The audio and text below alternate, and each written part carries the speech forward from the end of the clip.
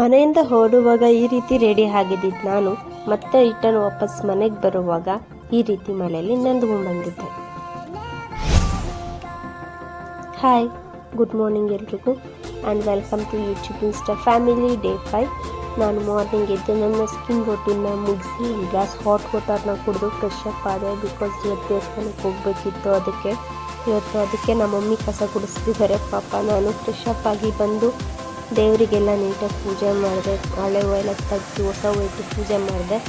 ಅಷ್ಟರಲ್ಲಿ ನಮ್ಮ ಪಪ್ಪ, ನಮ್ಮ ಮಮ್ಮಿ, ನಾನು ಎಲ್ಲ ರೆಡಿಯಾಗಿ ದೇವಸ್ಥಾನಕ್ಕೆ ಹೋದ್ವಿ. ಆಲ್ರೆಡಿ ನಯನೂ ಅಜ್ಜಿ ದೇವಸ್ಥಾನಕ್ಕೆ ಹೋಗಿ ದೇವ್ರ ದರ್ಶನ ಮಾಡಿಕೊಂಡು ಈಚೆ ಬಂದು ಇಲ್ಲಿ ನಮ್ಮ ಅತ್ತೆ ಮತ್ತು ನಮ್ಮ ಅಕ್ಕ ಅವರು ಪೂಜೆಗೆ ಬಂದಿದ್ರು. ಅವರೇನೋ ಕೋಳಿ ಕೊಯ್ದು ಪೂಜೆ ಮಾಡಬೇಕಿತ್ತಂತೆ ದೇವರಿಗೆ ಅಂತ. ಸೊ ಅದಕ್ಕೆಲ್ಲ ರೆಡಿ ಮಾಡ್ಕೊತಿದ್ರು. ಬೆಳ್ದನೆ ಎಲ್ಲ ರೆಡಿ ಆದಮೇಲೆ ಮತ್ತೆ ಎಲ್ಲರೂ ಒಟ್ಟಿಗೆ ಪೂಜೆಗೆ ಹೋಗಿ ಪೂಜೆ ಮುಗಿಸ್ಕೊಂಡು ಬಂದ್ವಿ. ಸೊ ಕೋಳಿ ಕೊಯ್ಬೇಕಿತ್ತು. ಅವರು ಕೋಳಿಗೆ ಪೂಜೆ ಮಾಡಿ ಅದು ತಲೆ ಹೋದ್ರ ಮೇಲೆ ಕೋಳಿ ಕೊಯ್ದು ಸ್ವಲ್ಪ ಹೊತ್ತು ಕೂತಿದ್ದು, ಸ್ವಲ್ಪ ಬೆಳ್ದನ ತಿಂದ್ಬಿಟ್ಟು ಮತ್ತೆ ಅಲ್ಲಿ ಪಕ್ಕದಲ್ಲಿ ಒಂದು ಮದುವೆ ನಡೀತಿತ್ತು. ಅದನ್ನ ನೋಡಿ ಮನೆಗೆ ಬರೋಕ್ಕೆ ಅಂತ ಮಳೆ ಬರ್ತಿತ್ತು, ಕಾರಲ್ಲಿ ಕೂತಿದ್ದು ಮತ್ತೆ ಮನೆಗೆ ಬಂದ್ವಿ.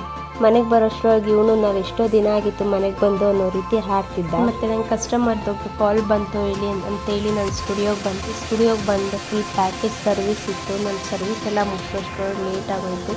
ಸರ್ವಿಸ್ ಮುಗಿಸಿ ಸ್ವಲ್ಪ ಊಟ ಮಾಡಿ ಒಂದು ವೇಸ್ಟ್ ಮಾಡ್ತಾ ಕೂತಿದ್ದೆ. ಆಗ ಕೇರಳ ಹುಡುಗಿ ಬಂದರು. ಪಾಪ ಅವರು ಇವತ್ತು ಕೇರಳಗೆ ಓದ್ತಿದ್ದಾರೆ, ಮತ್ತೆ ಬರಲ್ವಂತೆ. ಎಕ್ಸಾಮ್ ಮುಗೀತು ಅಂತ ಹೋಗ್ತಿದ್ದಾರೆ.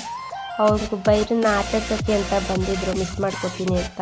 ನಾವು ಅವ್ರನ್ನ ಮಿಸ್ ಮಾಡ್ಕೊತೀವಿ. ಬಿಕಾಸ್ ಅವ್ರ ಕೈಯಲ್ಲಿ ಎಷ್ಟಾಗುತ್ತೋ ಅಷ್ಟು ಟೈಮ್ ಕೊಟ್ಟು ಬೈರನ್ನ ಜೊತೆ ಆಟಾಡ್ಕೊಂಡು ಹೋಗ್ತಿದ್ರು ಪಾಪ. ಸೊ ಅದಕ್ಕೆ ನಾವು ಅವ್ರನ್ನ ತುಂಬ ಮಿಸ್ ಮಾಡ್ಕೊತೀವಿ. ಮನೆಗೆ ಬಂದು ನಮ್ಮಮ್ಮ ಸಾಂಬಾರು ಮಾಡಿದ್ದು, ಅದಕ್ಕೆ ಸ್ವಲ್ಪ ಮುದ್ದೆ ಮಾಡಿ ಅವ್ರಿಗೆಲ್ಲ ಊಟಕ್ಕಿಟ್ಟು ನನಗೆ ಚಪಾತಿ ಮಾಡಿಕೊಂಡೆ. ನಾನು ಸಾಂಬಾರು ತಿನ್ನೋದಿಲ್ಲ ಅಂತೇಳಿ ಚಪಾತಿ ತಿಂತಾ ಬಿಗ್ ಬಾಸ್ ನೋಡಿಕೊಂಡು ನನ್ನ ಫೇಸ್ನ ವಾಶ್ ಮಾಡಿ ನನಗೇನೋ ಕಂಪ್ಲೀಟ್ ಮಾಡಿದೆ. ಈ ವಿಡಿಯೋ ನಿಮ್ಗೆ ಇಷ್ಟ ಆಗಿದ್ರೆ ಲೈಕ್ ಮಾಡಿ, ಶೇರ್ ಮಾಡಿ, ಸಪೋರ್ಟ್ ಮಾಡಿ ಅಂತ ಹೇಳ್ಕೊತೀನಿ. ಇಲ್ಲ